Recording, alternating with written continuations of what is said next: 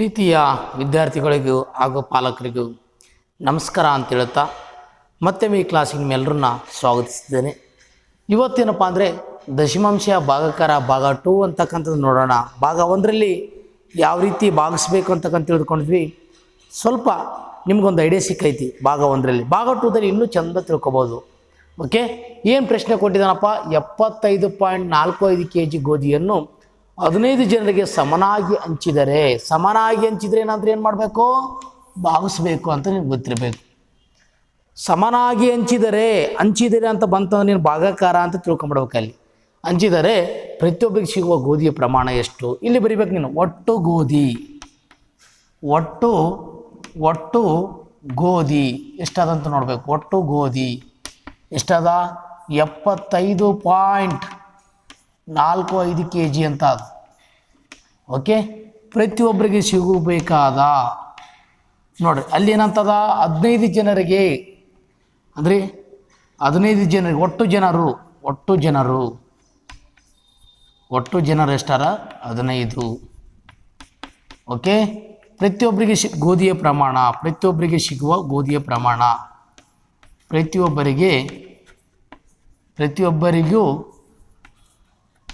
ಸಿಗುವ ಗೋಧಿಯ ಪ್ರಮಾಣ ಅಂತ ಬರ್ಕೋಬೇಕು. ಸಿಗುವ ಗೋಧಿಯ ಪ್ರಮಾಣ ಇಷ್ಟು ಬರ್ಕೊಂಡ ನಂತರ ಏನು ಮಾಡ್ಬೇಕು ಸರ್?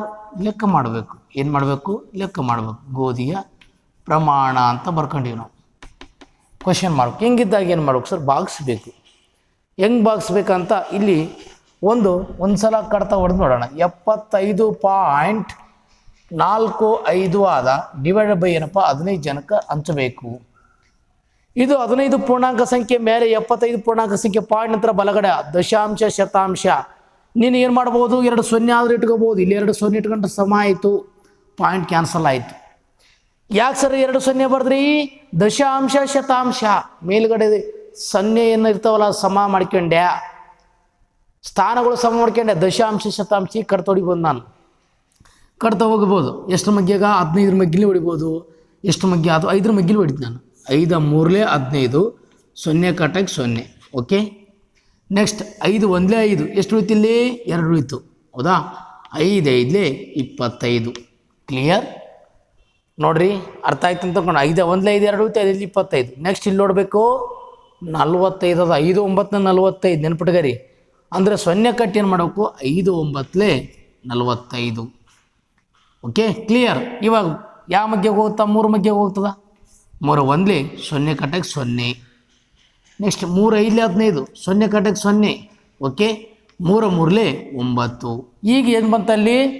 503/100 ಬಂತು. ಸರ್ ಹೆಂಗೆ ಪಾಯಿಂಟ್ ಇಡಬೇಕು? 1 2 1 2. ಹಂಗಾದ್ರೆ ಎಷ್ಟು ಬಂತು ಸರ್?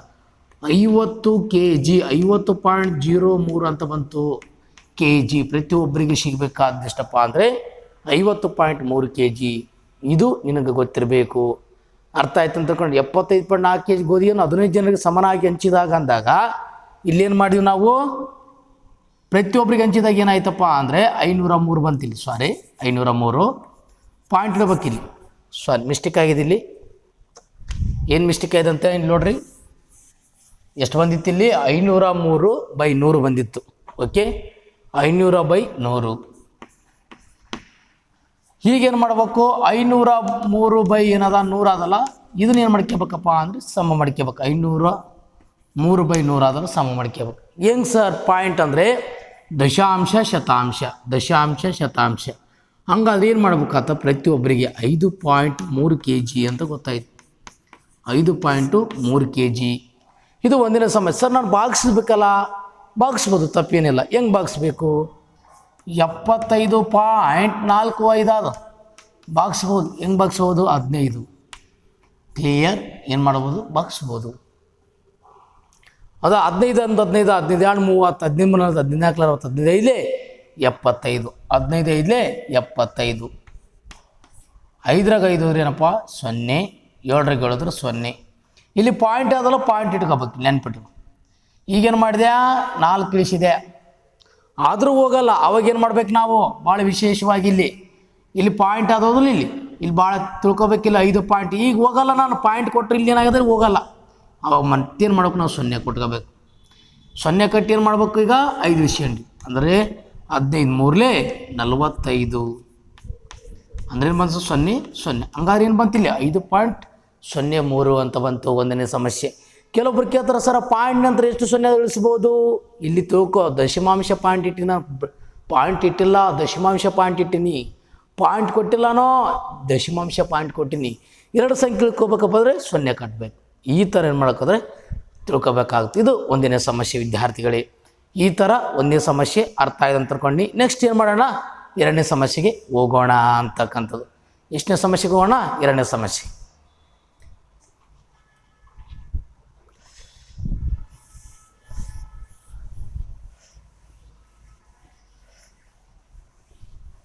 ಎರಡನೇ ಸಮಸ್ಯೆ ಏನಿದೆ ನೋಡೋಣ.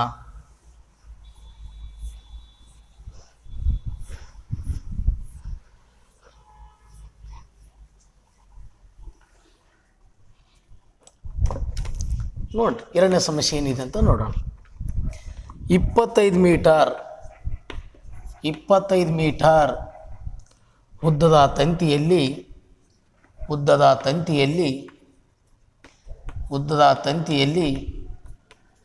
25 ಮೀಟರ್ ಉದ್ದದ ತಂತಿಯಲ್ಲಿ 1.5 ಮೀಟರ್ ಉದ್ದದ ಎಷ್ಟು ತುಂಡುಗಳನ್ನು ಮಾಡಬಹುದು ಅಂತ ಹೇಳ್ತಿದ್ದಾನೆ. ಎಷ್ಟು ತುಂಡುಗಳನ್ನು ಕತ್ತರಿಸಬಹುದು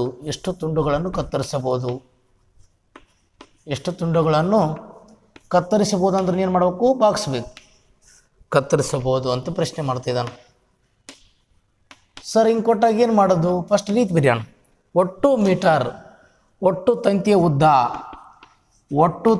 ಉದ್ದ ಎಷ್ಟು ಕೊಟ್ಟನಪ್ಪ, ಒಟ್ಟು ತಂತಿಯ ಉದ್ದ ಕೊಟ್ಟನ. ಒಟ್ಟು ತಂತಿಯ ಉದ್ದ ಎಷ್ಟು ಕೊಟ್ಟನ, 25 ಮೀಟರ್ ಕೊಟ್ಟನ. 25 ಮೀಟರ್. ಓಕೆ, ಈಗೇನಿಗೆ ಹೇಳ್ತಾನ 1.5 ಮೀಟರ್ ಉದ್ದದ ಎಷ್ಟು ತುಂಡುಗಳು ಅಂದರೆ 1.5 ಮೀಟರ್ ಒಂದು ತುಂಡಿನ ಉದ್ದ. ಇದು ಒಂದು ತುಂಡಿನ ಉದ್ದ ಬರಿತೀವಿ ನೋಡಿ, ಒಂದು ತುಂಡಿನ ಉದ್ದ ಅಥವಾ ಒಂದು ತುಂಡು ಉದ್ದ ಅಂತ ಬರಿಬೋದು. ಒಂದು ತುಂಡಿನ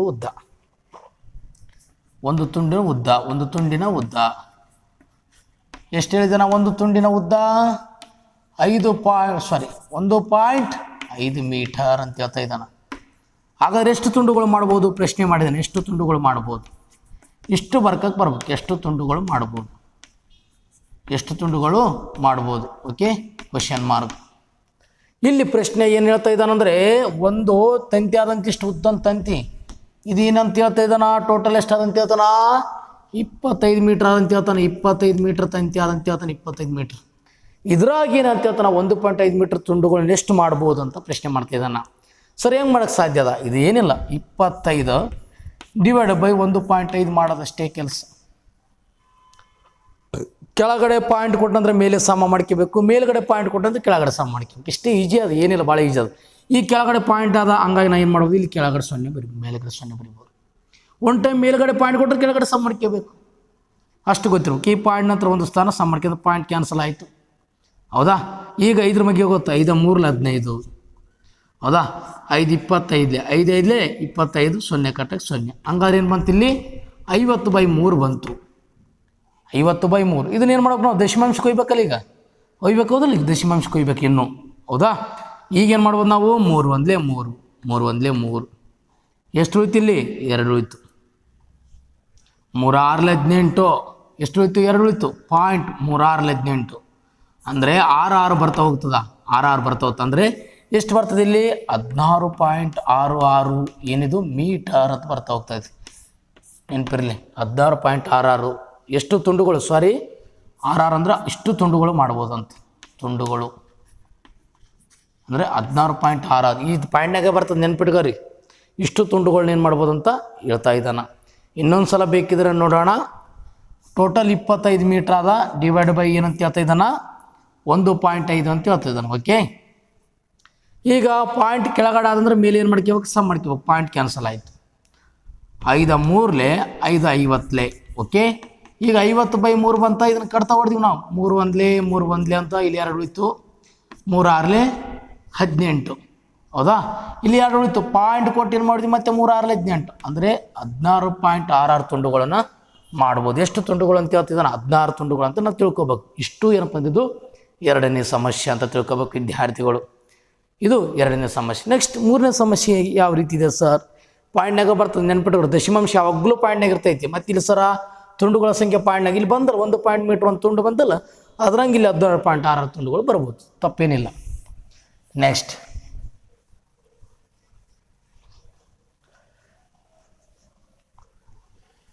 ಲೆಕ್ಕದಲ್ಲಿ ಏನಿದೆ ಅಂತ ನೋಡೋಣ.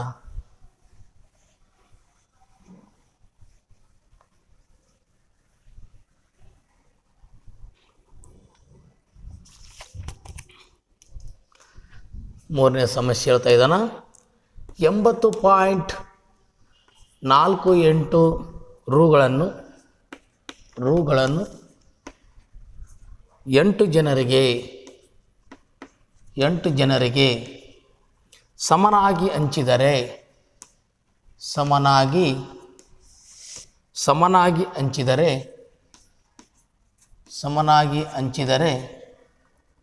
ಪ್ರತಿಯೊಬ್ಬರಿಗೆ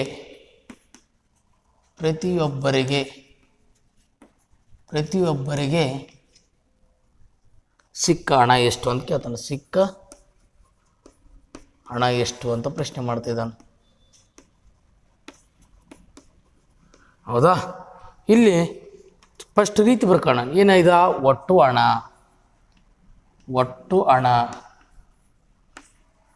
ಒಟ್ಟು ಹಣ ಇಸ್ಕೊಲ್ಟ್ ಎಷ್ಟದ?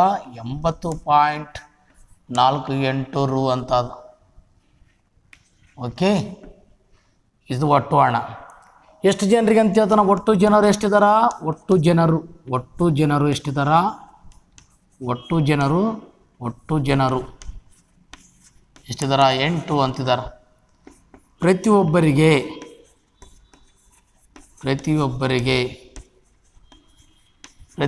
ಸಿಗುವ ಹಣ ಕ್ವಶನ್ ಮಾರ್ಕ್.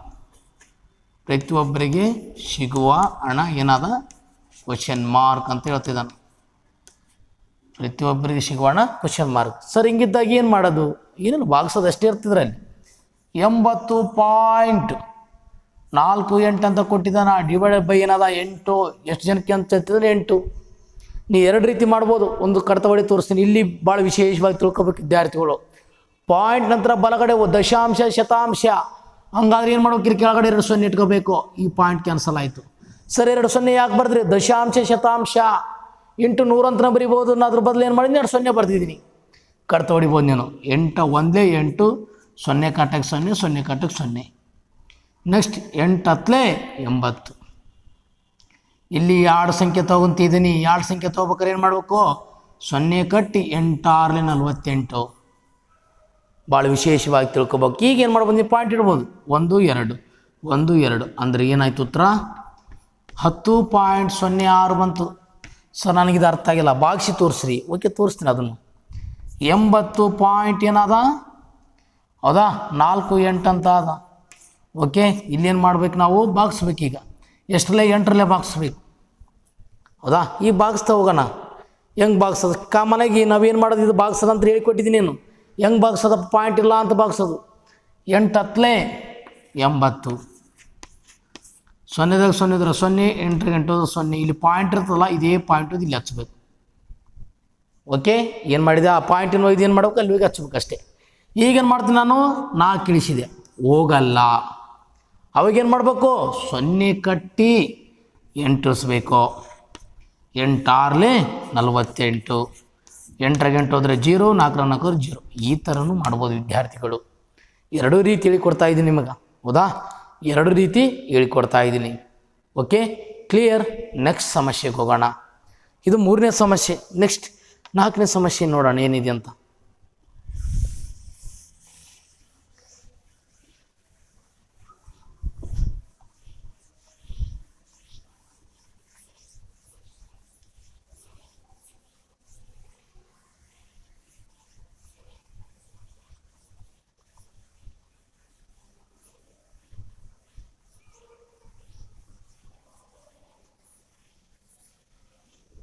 ನಾಲ್ಕನೇ ಸಮಸ್ಯೆ ಏನಿದೆ ಅಂತ.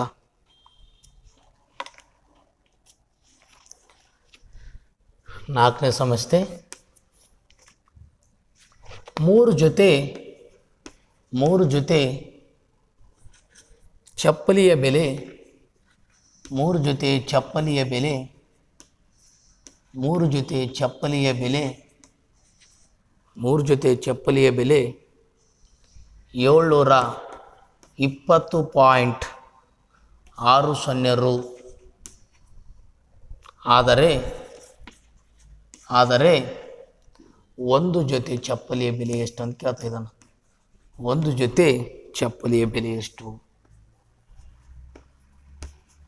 ಒಂದು ಜೊತೆ ಚಪ್ಪಲಿಯ ಬೆಲೆ ಎಷ್ಟು ಅಂತ ಕೇಳ್ತಾ ಇದ್ದಾನೆ. ಈಜಿ ಅದು, ಏನಿಲ್ಲ ಇದ್ರಾಗ ಭಾಳ ಏನಿಲ್ಲ, ಈಜಿ ಅದು. ಸರ್ ರೀತಿ ಹೆಂಗೆ ಬರೆಯೋದು? ಈಜಿ ಅದು, ಏನಿಲ್ಲ. ನೋಡ್ರಿ ಯಾವ ರೀತಿ ಬರೀಬೇಕಂತ ಹೇಳ್ತಾ ಇದ್ದೀನಿ. ಓಕೆ, ಈ ಕೊಟ್ಟಿರ್ತಕ್ಕಂಥ ಸಂಖ್ಯೆ ಇಲ್ಲಿ ಏನಪ್ಪ ಅಂದರೆ ಒಟ್ಟು ಹಣ ಕೊಟ್ಟಿದ್ದಾನೆ. ಒಟ್ಟು ಹಣ ಎಷ್ಟು ಕೊಟ್ಟಿದ್ದಾನ? ಒಟ್ಟು ಹಣ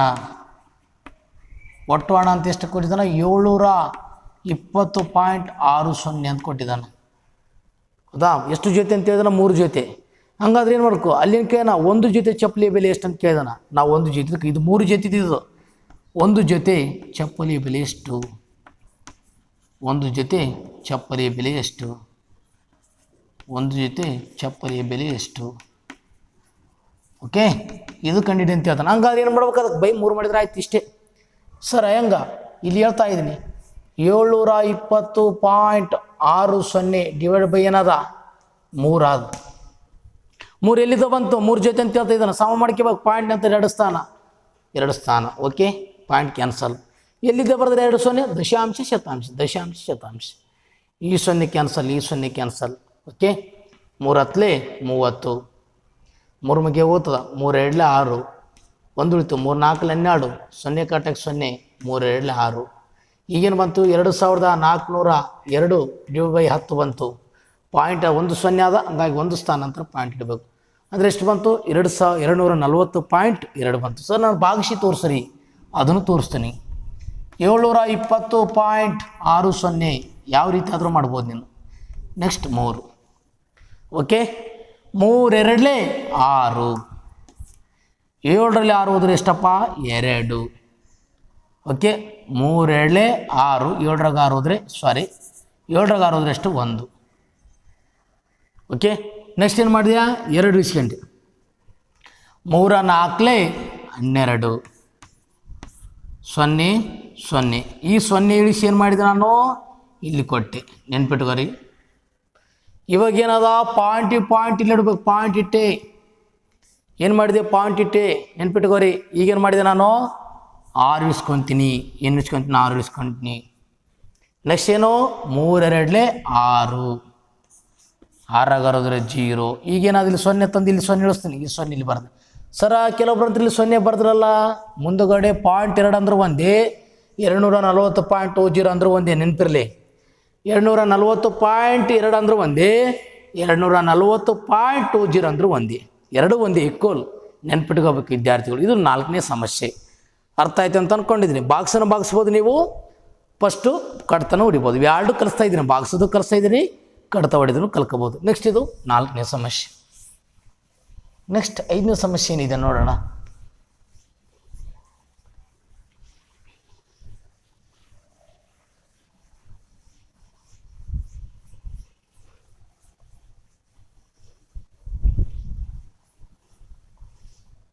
ಐದನೇ ಸಮಸ್ಯೆ. ಓಕೆ, 5ನೇ ಸಮಸ್ಯೆ ಏನಿದೆ ನೋಡೋಣ.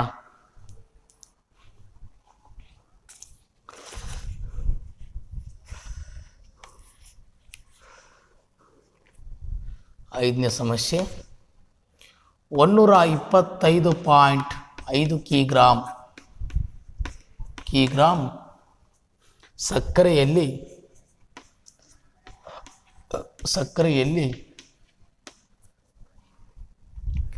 0.25 ಕಿಗ್ರಾಂ ಎಷ್ಟು ಪಾಕೆಟ್ಗಳು ಮಾಡ್ಬೋದು ಅಂತ ಹೇಳ್ತದನ. ಎಷ್ಟು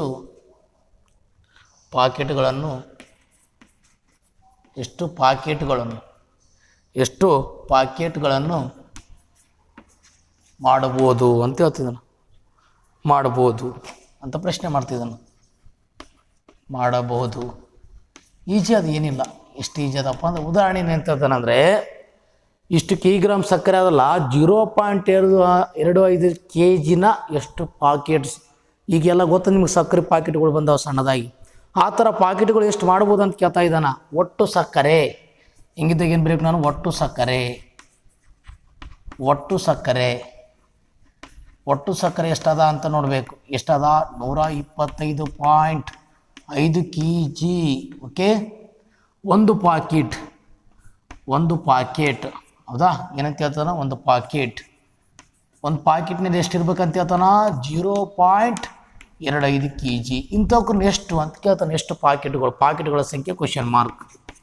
ಪಾಕೆಟ್ಗಳು ಎಷ್ಟು ಪಾಕೆಟ್ ಮಾಡ್ಬೋದು ಅಂತ ಹೇಳ್ತಿದ್ದಾನೆ. ಎಷ್ಟು ಪಾಕೆಟ್ಗಳು ಮಾಡ್ಬೋದು ಅಂತ ಕೇಳ್ತಿದ್ದಾನೆ ಪ್ರಶ್ನೆ. ಓಕೆ, ಈಗೇನು ಮಾಡ್ಬೇಕು ಸರ್ ಭಾಗಿಸ್ಬೋದು. ನೀನು ಯಾವ ಟೈಪು ತಿಳಿಸ್ಕೊಡ್ತೀನಿ ಹೌದಾ. 125.15 ಡಿವೈಡ್ ಬೈ 0.25. ಇಲ್ಲಿ ಭಾಳ ವಿಶೇಷವಾಗಿ ತಿಳ್ಕೊಬೇಕು ವಿದ್ಯಾರ್ಥಿಗಳು. ಸರ ಇಲ್ಲಿ 125.05 ಆದ ಇಲ್ಲಿ ದಶಾಂಶ ಸ್ಥಾನ ಅದ ಕೆಳಗಡೆ ದಶಾಂಶ ಶತಾಂಶ ಕೊಟ್ಟಾನ. ಮೇಲ್ಗಡೆ ಸಮ ಮಾಡ್ಕೋಬೇಕು. ಇವಾಗ ಇಟ್ಟು ತಾನೇನು ಮಾಡ್ತೀವಿ ಕೆಳಗಡೆ ಸಮ ಮಾಡ್ಕೊಂಡ್ವಲ್ಲ ಈ ಮೇಲ್ಗಡೆ ಹೆಂಗೆ ಸರ್ ಅಂದರೆ ಇಲ್ಲಿ ದಶಾಂಶ ಶತಾಂಶ ದಶಾಂಶ ಅಷ್ಟೇ ಅದು ಇಲ್ಲಿ ಏನು ಮಾಡಿದ್ರು ಸಮ ಮಾಡ್ಕೊಂಡ್ರಿ. ಕ್ಲಿಯರ್. ಈಗ ಪಾಯಿಂಟ್ ಏನಾಯಿತು ಕ್ಯಾನ್ಸಲ್ ಆಯಿತು. 5 5 25. Okay, next 5 2 10 5 5 25. ನೆಕ್ಸ್ಟ್ 5 1 0. ಕ್ಲಿಯರ್. ಏನೇನು ಮಾಡಿದೆ 5 5 25 5 2 10 5 5 25. ನೆಕ್ಸ್ಟ್ 5 1 0. ನೆಕ್ಸ್ಟ್ 5 1 5 5 25. 0 ಕಟ್ಟಿ 5 2 10. ಎಷ್ಟು ಬಂತು ಈಗ 502 ಬಂತು. ಅಂದ್ರೆ 502 ಪಾಕೆಟ್ ಮಾಡ್ಬೋದು ಅಂತ. ಸರ ಮತ್ತು ಹೆಂಗೆ ಇದನ್ನು ಭಾಗಿಸ್ಬೇಕಲ್ಲ, ಭಾಗಿಸಿನೂ ತೋರಿಸ್ತೀನಿ. ಹೆಂಗೆ ಭಾಗಿಸ್ಬೇಕು 125.5 ಅಂತ ಕೊಟ್ಟಿದ್ದ. ಓಕೆ, 125.5 ಅಂತ ಕೊಟ್ಟಿದ್ದ. ಇಲ್ಲಿ ಏನಿತ್ತು 0.25 ಅಂತ ಇತ್ತು ಹೌದಾ. 0.25 ಅಂತಿತ್ತು. ಹಿಂಗಿದ್ದಲ್ಲಿ ನೀನು ನೆನ್ಪಿಟ್ಕೋಬೇಕು. ಇಲ್ಲಿ 0.25 ಆದ, ಇಲ್ಲಿ 125.5 ಆದ. ಇಲ್ಲಿ ನಾವು ಏನು ಮಾಡಬೇಕಪ್ಪ ಅಂದ್ರೆ ವಿಶೇಷವಾಗಿ ತಿಳ್ಕೊಬೇಕು. ಆಮೇಲೆ ಹೇಳ್ತಾ ಹೋಗ್ತೀನಿ ನಾನು ಏನಿದೆ ಅಂತ ನಾನು ಹೇಳ್ತಾ ಹೋಗ್ತೀನಿ. ಫಸ್ಟ್ ಏನು ಮಾಡೋಣ, ಈ ಪಾಯಿಂಟ್ ಇಲ್ಲ ಅಂತ ಭಾಗಿಸ್ತಾ ಹೋಗೋಣ. ಪಾಯಿಂಟ್ ಇಲ್ಲ ಅಂತ ಓಕೆ, ಪಾಯಿಂಟ್ ಇಲ್ಲ ಅಂತ ಭಾಗಿಸ್ತಾ ಹೋಗೋಣ. ಈಗ 25. ಓಕೆ, 25 5 ಎಷ್ಟಲೇ 125. 25 5 120 0 0. ಓಕೆ, ಪಾಯಿಂಟ್ ಇಲ್ಲ ಅಂತಂತ ಭಾಗಿಸ್ತಾ ಇದ್ದೀನಿ ನಾನೀಗ. ಓಕೆ, ಇಲ್ಲಿ ಪಾಯಿಂಟ್ ಆದ, ಇಲ್ಲಿ ಪಾಯಿಂಟ್ ಇಲ್ಲ ಅಂತ ಭಾಗಿಸ್ತೀನಿ. ಇವಾಗ ಏನು ಮಾಡಿದೆ ನೆನ್ಪಿಟ್ಟುಕೋ 5 ಇಳಿಸ್ಕೊಂಡೆ. ಏನು ಮಾಡಿದ್ವಿ ನಾವು 5 ಇಳಿಸ್ಕೊಂಡಿವಿ. ಹೋಗಲ್ಲ. ಏನು ಮಾಡ್ಬೇಕು ಇವಾಗ 0 ಕಟ್ಟಿ 0 ಇಳಿಸಿದ್ದೀವಿ ಆದರೂ ಹೋಗಲ್ಲ. 0 ಕಟ್ಟಿ 0 ಇಳಿಸಿದ್ವಿ ಆದರೂ ಹೋಗಲ್ಲ. ಮತ್ತೇನು ಮಾಡ್ಬೇಕು ಸರ್ ಭಾಳ ವಿಶೇಷವಾಗಿ ತಿಳ್ಕೊಬೇಕು. ಅಂದರೆ 25 2 ಹೋಗ್ತದಲ್ಲ 25 2 25 2 50 0 0 ಅಂದರೆ ಎಷ್ಟು ಬಂತಿಲ್ಲ 502. ಸರ್ ಇಲ್ಲಿ ಯಾಕೆ ನೀವು ಪಾಯಿಂಟ್ ಕೊಡಲಿಲ್ಲ ಅಂತ ನಿಮಗೊಂದು ಸಂಶಯ ಉಂಟಾಯಿತು. ಆಲ್ರೆಡಿ ಇಲ್ಲಿ ಪಾಯಿಂಟ್ ಇದೆ ಅದಕ್ಕೆ ನಾನು ಕೊಟ್ಟಿಲ್ಲ. ಇಲ್ಲಿ ಪಾಯಿಂಟ್ ಆದ, ಇಲ್ಲಿ ಪಾಯಿಂಟ್ ಆದ, ಇಲ್ಲಿ ಮತ್ತೆ ಸಮ ಮಾಡ್ಕೊಂಡ್ರಲ್ಲ. 125.5 ಅಂದ್ರೆ ಒಂದೇ, 125.5 0 ಅಂದರೂ ಒಂದೇ. ವಿಶೇಷವಾಗಿ ತಿಳ್ಕೊಬೇಕು ವಿದ್ಯಾರ್ಥಿಗಳು. ಓಕೆ, ಇದು 502 ಬಂತು. ಈ ಥರ ಪ್ರಶ್ನೆ ಕೇಳಿದಾಗ ಯಾವ ರೀತಿ ಮಾಡಬೇಕು ಅಂತ ನಿನ್ನ ಗಮನಕ್ಕೆ ತಂದಿನಿ. ಇದು 5ನೇ ಪ್ರಶ್ನೆ ಅಂತಕ್ಕಂಥ ನಿನಗೆ ಗೊತ್ತಿರಬೇಕು. ನೆಕ್ಸ್ಟ್ 6ನೇ ಪ್ರಶ್ನೆ ಬರ್ತಾ ಇದ್ದೀನಿ. 6ನೇ ಪ್ರಶ್ನೆ.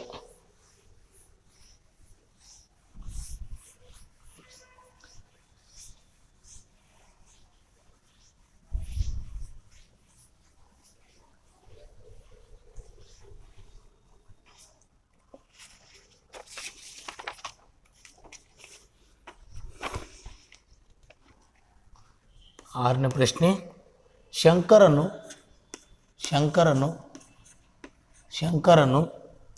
ತನ್ನ ಮಕ್ಕಳಿಗೆಂದು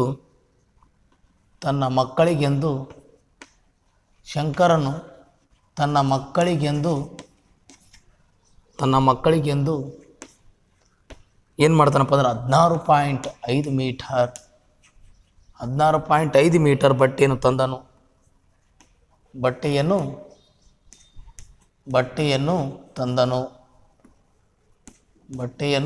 ತಂದನು. ಅದನ್ನು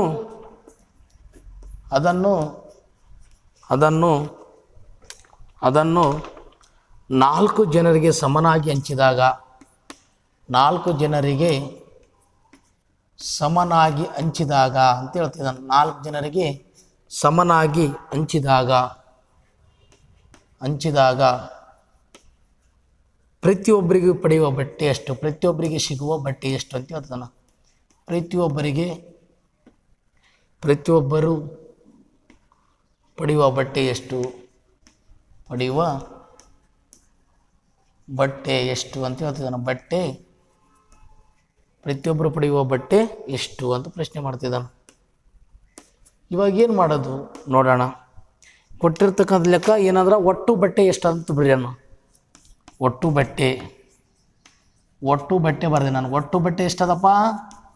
ಒಟ್ಟು ಬಟ್ಟೆ = 16.5 ಮೀಟರ್ ಅಂತ ಬರೆದೆ. ಎಷ್ಟು ಜನಕ್ಕೆ ಅಂತ ಹೇಳ್ತದನ? 4 ಜನಕ್ಕೆ. ಒಟ್ಟು ಜನರು 4. ಒಟ್ಟು ಜನರು ಅಥವಾ ಮಕ್ಕಳು ಎರಡಕ್ಕೊಂದೊಂದೇ. ಒಟ್ಟು ಜನರು 4. ಪ್ರತಿಯೊಬ್ಬರಿಗೆ ಸಿಗುವ ಬಟ್ಟೆ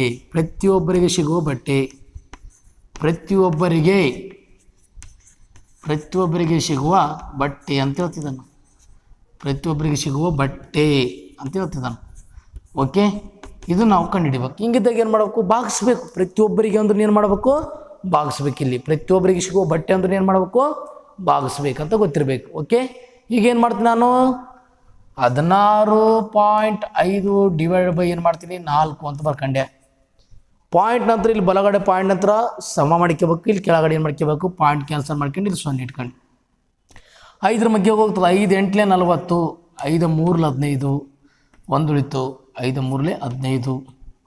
ಇದನ್ನು ನಾವು ಏನು ಮಾಡಬೇಕು? ಪಾಯಿಂಟ್ನಾಗ ಇಡಬೇಕಾಗ್ತೈತಿ. ಹೌದಾ? ಈಗ ನಾನು 8ರಿಂದ 33 ಭಾಗಿಸ್ತೀನಿ. 33 ಬಾಗಲಿ 8 ಗೊತ್ತಲ್ಲ ಹಿಂಗೆ ಭಾಗಿಸಿ. 8 4 32. ಓಕೆ, 3 2 1, ಇಲ್ಲಿ 3 3 0. ಪಾಯಿಂಟ್ ಕೊಟ್ಟೆ 0. ನೆಕ್ಸ್ಟ್ 8 1 8, 10 8 ಹೋದರೆ 2. ಪಾಯಿಂಟ್ ನಿಂತ ಎಷ್ಟು 0 ಇಳಿಸ್ಬೋದು? 8 2 16, 8 2 16. ಓಕೆ, ಇಲ್ಲಿ 4 ಬಂತು, ಇಲ್ಲಿ ಏನಾಯಿತು? 0. ಮತ್ತು ಪಾಯಿಂಟ್ ನಂತರ ಎಷ್ಟು 0 ಇಳಿಸ್ಬೋದು ನಾವು? 8 5 40. ಇಷ್ಟು ಮಾಡಬೇಕಾಗ್ತದೆ ವಿದ್ಯಾರ್ಥಿಗಳು. ಅಂದರೆ 4.125 ಮೀಟರ್ ಅಂತ ಪ್ರತಿಯೊಬ್ಬರಿಗೆ ಬರ್ತೈತಿ. ಎಷ್ಟು ಗೊತ್ತಿರಬೇಕು ನಿಮಗೆ. ಸರ ಇದನ್ನು ಪ್ರಥಮವಾಗಿ ಭಾಗಿಸಿದ್ರೆ ಹೆಂಗೆ ಬರ್ತದೆ ಉತ್ತರ? ಫಸ್ಟ್ ಪ್ರಾರಂಭದಲ್ಲಿ ಭಾಗಿಸಿ ನೋಡೋಣ, ಅದು ಯಾವ ರೀತಿ ಬರ್ತಂತ ನೋಡೋಣ. ಇಲ್ಲಿ ಭಾಗಿಸ್ತೀನಿ ನೋಡ್ರಿ. ಇಲ್ಲಿ ಏನದ 16 ಪಾಯಿಂಟ್ ಏನಿತ್ತು ಫಸ್ಟಿಗೆ 5 ಮೀಟ್ರ್ ಅಂತ ಕೊಟ್ಟಣ. ಇದನ್ನು ಭಾಗಿಸೋಣ 4ರಿಂದ. ಹೌದಾ? 4ರಿಂದ ಭಾಗಿಸೋಣ. 4 4 16 ಅಂತ ಬರ್ಸಿದ್ವಿ. ಓಕೆ, ಈಗ 6 6 ಎಷ್ಟಪ್ಪ? 0. 1 1 0. ಇಲ್ಲಿ ಪಾಯಿಂಟ್ ಅದಲ್ಲ, ಪಾಯಿಂಟ್ ಇಡಲೇಬೇಕು ಕಂಪಲ್ಸರಿ, ನೆನ್ಪಿಟ್ಕೊ. ಇಲ್ಲಿ ಯಾಕಿಲ್ಲ? ಇಲ್ಲಿ ಪಾಯಿಂಟ್ ಇಲ್ಲಲ್ಲ. ಇಲ್ಲಿ ಪ್ರಾರಂಭದಲ್ಲಿ ಇಲ್ಲಿ ಪಾಯಿಂಟ್ ಇಲ್ಲ, ಹಂಗಾಗಿ ನಾನು ಇಲ್ಲಿ ಪಾಯಿಂಟ್ ಇಟ್ಟು. ಹಿಂದಿನ ಲೆಕ್ಕದಾಗ ಇಲ್ಲೋ ಪಾಯಿಂಟ್ ಇತ್ತು, ಹಾಗಾಗಿ ಇಟ್ಟಿದ್ದಿಲ್ಲ. ಇಲ್ಲಿ ಪಾಯಿಂಟ್ ಇಲ್ಲ, ಪೂರ್ಣಾಂಕ ಸಂಖ್ಯೆ ಕೊಟ್ಟಿದ್ದಾನ, ಇಲ್ಲಿ ಪಾಯಿಂಟ್ ಕೊಟ್ಟಿದ್ದಾನ, ಹಂಗಾಗಿ ಪಾಯಿಂಟ್ ಇಟ್ಟೆ. ಈಗ 5 ಇಳಿಸಿದೆ ನಾನು. 4 1 4 ಅಂತ ಬರ್ತದೆ. ಹೌದಾ? 5 4 ಹೋದ್ರೆ ಎಷ್ಟಪ್ಪ? 1 ಪಾಯಿಂಟ್. ಪಾಯಿಂಟ್ ನಂತರ ಎಷ್ಟು 0 ಆದರೂ ಇಳಿಸ್ಬೋದು ನಾವು. ಹೌದಾ? ಹಂಗಾಗಿ ನಾನು ಏನು ಮಾಡೋಕ್ಕಾಗ್ತದ? 0 ಇಳಿಸಿದೆ. 4 2 8, 10 8 ಹೋದ್ರೆ ಎಷ್ಟಪ್ಪ? 2. ಮತ್ತೆ ಪಾಯಿಂಟ್ ನಂತರ ಎಷ್ಟು 0 ಆದರೂ ಇಳಿಸ್ಬೋದು ನಾವು? 4 5 20. ಈ ಥರ ಏನಪ್ಪ ಅಂದರೆ ನಾವೇನು ಮಾಡ್ಬೇಕಾಗ್ತೈತಿ?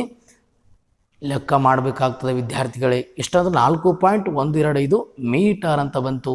ಇದು ಎಷ್ಟನೇ ಸಮಸ್ಯೆ? 6ನೇ ಸಮಸ್ಯೆ ಅಂತಕ್ಕಂಥದ್ದು ಗೊತ್ತಾಯ್ತು ನಮ್ಗೆ. ಓಕೆ, ನೆಕ್ಸ್ಟ್ 7ನೇ ಸಮಸ್ಯೆ ಏನಿದೆ ಅಂತ ನೋಡೋಣ. 7ನೇ ಸಮಸ್ಯೆ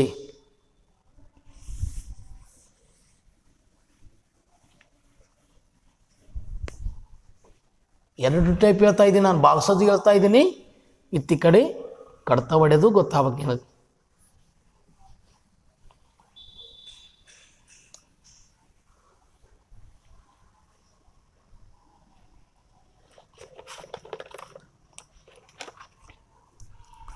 ಇಲ್ಲೊಂದು ಕೊಟ್ಟಿದ್ದಾನ. ಎಷ್ಟೋ 8ನೇ ಸಮಸ್ಯೆ. 16.25 ಲೀಟರ್ ಹಾಲನ್ನು 65 ಜನರಿಗೆ ಸಮನಾಗಿ ಹಂಚಿದಾಗ ಅಂತ ಹೇಳ್ತಾನೆ. ಸಮನಾಗಿ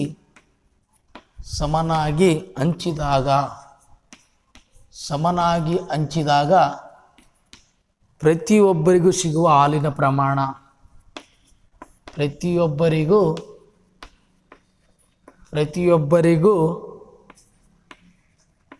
ಸಿಗುವ ಹಾಲಿನ ಪ್ರಮಾಣ ಅಂತ ಹೇಳ್ತದಾನು.